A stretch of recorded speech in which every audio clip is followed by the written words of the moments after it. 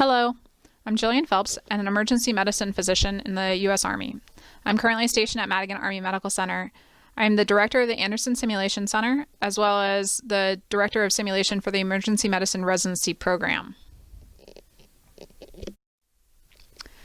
So the typical disclaimer, the views expressed by myself don't reflect upon the Department of the Army, the Department of Defense, or the U.S. government.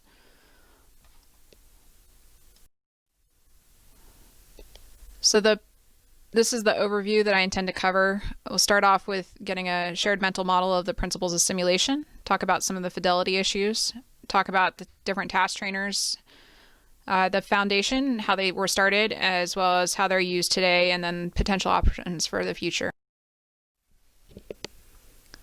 So for principles of simulation, overall, it's important to note that simulation is a technique, not a technology, to replace or amplify real experiences with guided experience that evoke or replicate substantial aspects of the real world in a fully interactive manner. Simulators are designed to reproduce some aspects of the working environment. This may vary from replication of an aspect of a task through increasing levels of complexity to recreation of an entire working environment, as discussed in GABA 1998 as well as Moran's article in 2003. For successful use of simulation and task trainers, education principles must underpin the educational programs. Practice must be sustained and deliberate, using set aims and objectives with specific informative feedback. This has been shown to improve long-term skills acquisition.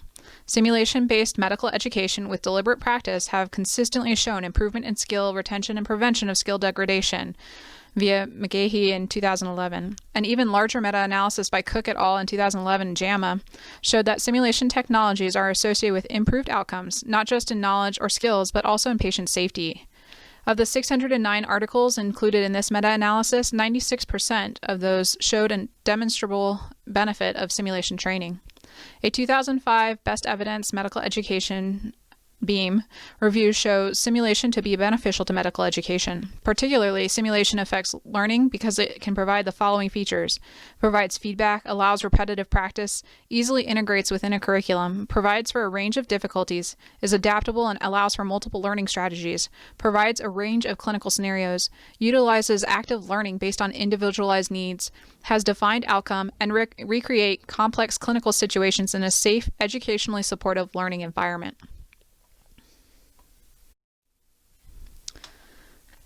Regarding fidelity, fidelity is the extent to which the appearance and behavior of the simulator or simulation match the appearance and behavior of the simulated system. Physical fidelity, sometimes called engineering fidelity, is the degree to which the task trainer replicates physical characteristics of the real task. Some examples include the realistic quality of the skin or organ imitation and appreciable differences in tissue characteristics to human tissue. It often costs more to increase the physical fidelity, and at some point, increasing the fidelity of the trainer will only produce small improvements in performance when compared to simpler devices. Psychological fidelity matters more. This is the degree to which the skill or skills necessary to accomplish real tasks are captured by the task trainer. The degree of psychological fidelity required varies based on type of task and stage of training. A number of studies have shown that a high degree of skills transfer can occur with simple simulators when training cognitive tasks and procedures. More importantly, complex models are not useful for novices learning basic skills. With more advanced levels of training and complexity of tasks being trained, the task trainers should support higher level decision making, often requiring an increased psychological and physical fidelity.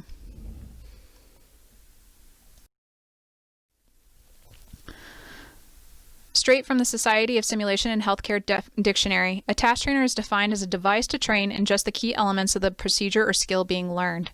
The Australian Society of Simulation goes on to include that while task trainers may be used independently, they may also be used in conjunction with other technologies to create an integrated clinical situation.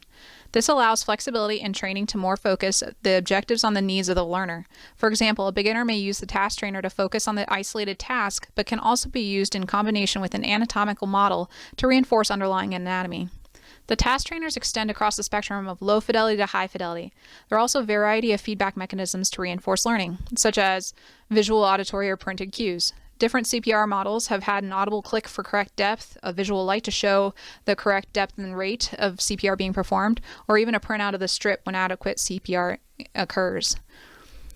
This is also true for different tourniquet-based task trainers, where you can see the blood pumping in an arterial fashion until the tourniquet is correctly applied. From a historical perspective, The 1960s is really where the foundation of the development of task trainers begins. In 1960, Laerdal introduced its Resusci-Anne. She was initially designed for practicing mouth-to-mouth resuscitation.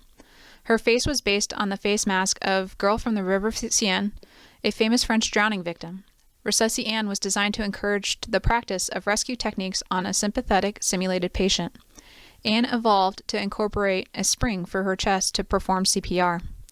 Also developed in the 1960s, Sim-1 was the earliest sophisticated simulator dedicated to the reproduction of aspects of the human patient. It breathed, had a heartbeat, temporal and carotid pulses, all of which were synchronized, and a blood pressure. It opened and closed its mouth, blinked its eyes, and responded to 4 intravenously administered drugs and 2 gases, oxygen and nitrous oxide, administered through a mask or tube.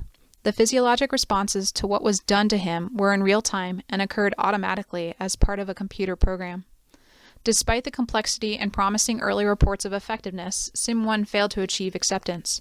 This was largely because the need for anything other than apprentice-based training had not been defined. Harvey, the cardiology patient simulator, debuted at the University of Miami a few years later. Harvey and Simulator K are high-fidelity cardiovascular systems and represent the more sophisticated end of the spectrum of part-task simulators.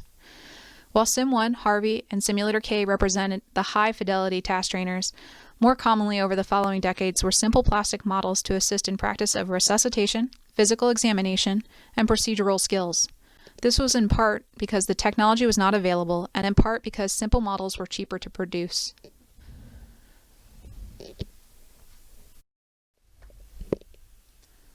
Teams at the schools listed above independently resurrected the hope to produce high-fidelity simulators. Those listed school teams were led by the Department of Anesthesia and geared to train anesthesia administration. The Stanford team focused more on team-based simulation environments, incorporating the aviation model of crew resource management.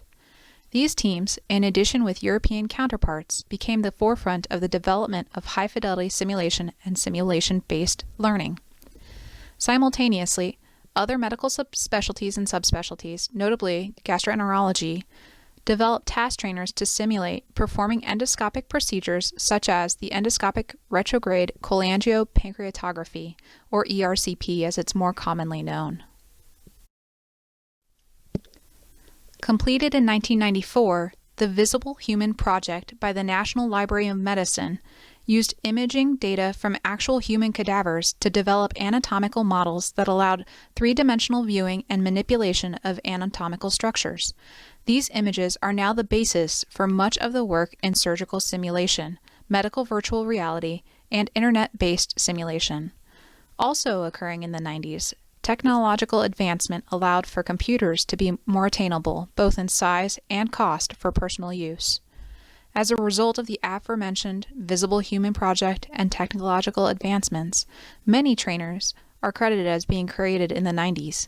These include task trainers for colonoscopy, sigmoidoscopy, endoscopy, laparoscopic surgery, hysteroscopy, hip replacement, ophthalmic surgery, AAA endovascular repair, IVC filter placement, shoulder arthroscopy, total hip replacement, surgical suturing, breast biopsy, and transurethral prostatic resection.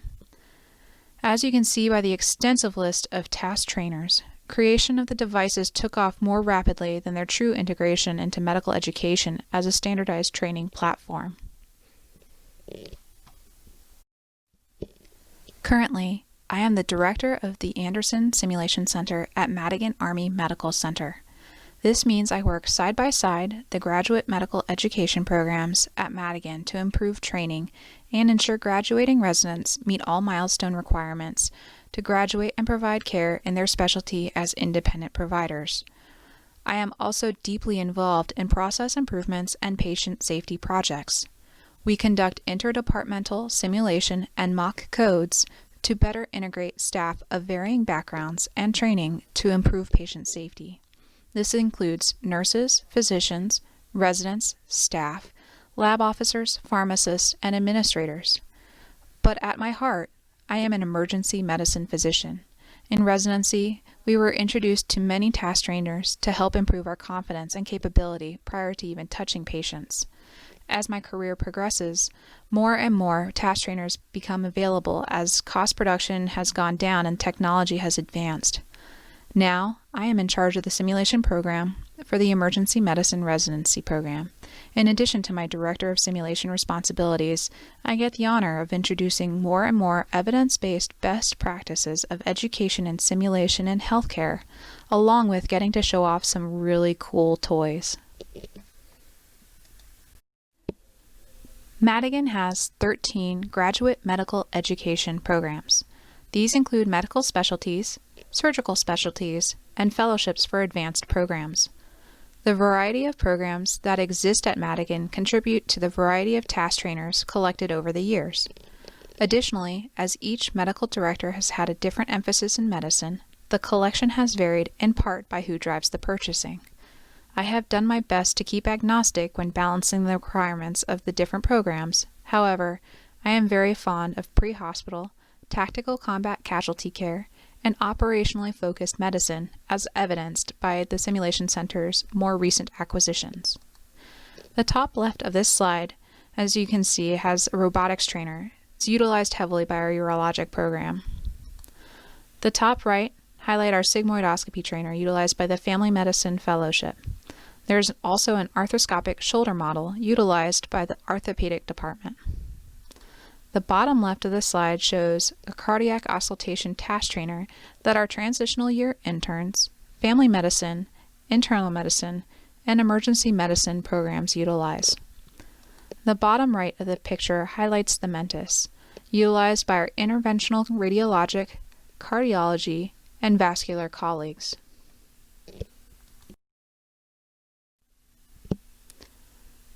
More typical, the task trainers for basic airway procedures and central lines have been the mainstay of my early residency training.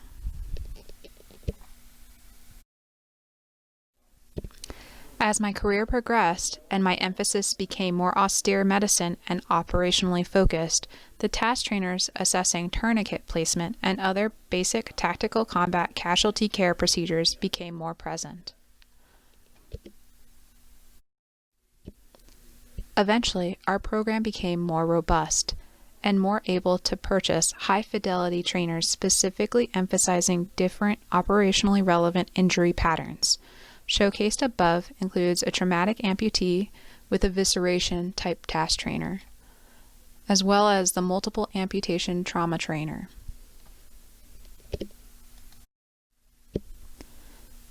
This is a more holistic picture of the multiple amputee trauma trainer. It is a more high-fidelity simulator with the capability of performing many different tasks, but on a more cohesive simulator beyond the typical task trainer. This trainer has an amputation, a groin wound, the ability to practice cricothyrotomies and needle decompressions, as well as a head injury with the potential for corresponding pupillary reflex abnormalities to simulate depressed GCS, Glasgow Coma scores. The picture on the left shows the high-fidelity mannequin in a more operational training environment to ensure residents get the opportunity to perform tasks in a more activating and stressful environment. The right picture is a cut suit. It's an amazing task trainer that can be utilized independently or as part of a mixed modality simulation event with a standardized patient to bring more realism and psychological buy-in to the training environment and the learners.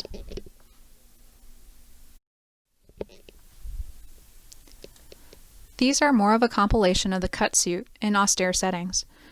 As the Department of Defense has shifted priorities to ensuring readiness, the emphasis of simulation in healthcare has expanded to not only include the graduate medical education programs, but also the operational tasks necessary for medical personnel to save lives downrange. As such, at Madigan, we have incorporated an operational tactical exercise for all graduating residents. It starts with familiarization of tactical combat casualty care skills with task trainers, then extends to an exercise that utilizes high-fidelity mannequins to practice those skills previously learned on those task trainers in a high-stress environment. Not only does this more realistically prepare our future deploying physicians for tactical scenarios and considerations, It is always well received to do operational medicine in a different environment than the brick-and-mortar hospital they've been in for the past 3 to 5 years. More recently, Madigan has purchased a unique training device, the Syndaver. I consider it along the realm of task trainers as it has the capability of practicing many critical procedures not frequently encountered. For example, it is currently the only simulator we have to train the placement of Roboa catheters. We have integrated the task training into realistic trauma scenarios to bring more realism to the learners, and so personnel not directly involved in the procedure can still get educational benefits out of the training. One of the other benefits of this synthetic cadaver is that you can not only perform different critical procedures, but you can also confirm that those procedures were performed correctly by doing real-time imaging through the synthetic cadaver.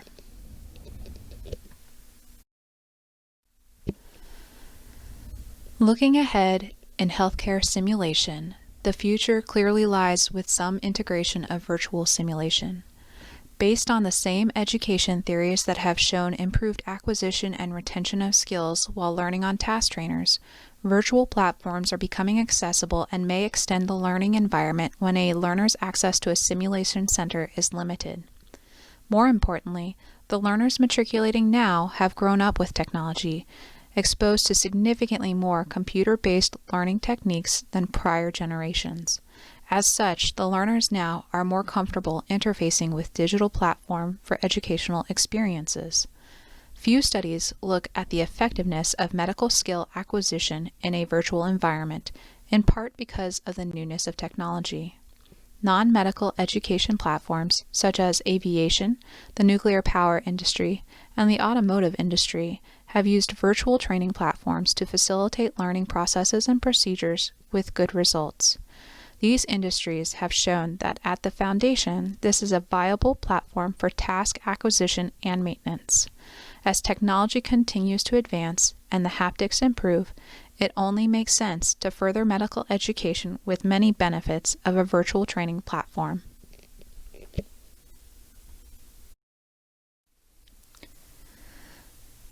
I hope you have enjoyed an overview to the historical development, current use, and potential future opportunities regarding task trainers in simulation. On a personal note, task trainers have significantly impacted my medical education, and I've greatly enjoyed being able to watch as trainers improve over the past 16 years of my own medical career. I am currently involved in some research opportunities for the integrating of virtual platform with more typical simulation equipment, and I'm truly excited at what lies ahead in the future of simulation in healthcare. My references for this topic are enclosed in the final 3 slides of this presentation for your review. I appreciate the opportunity to discuss task trainers and thank you for your attention. Please feel free to contact me with any questions at jillian.f.phelps.mill@mail.mil. Thank you.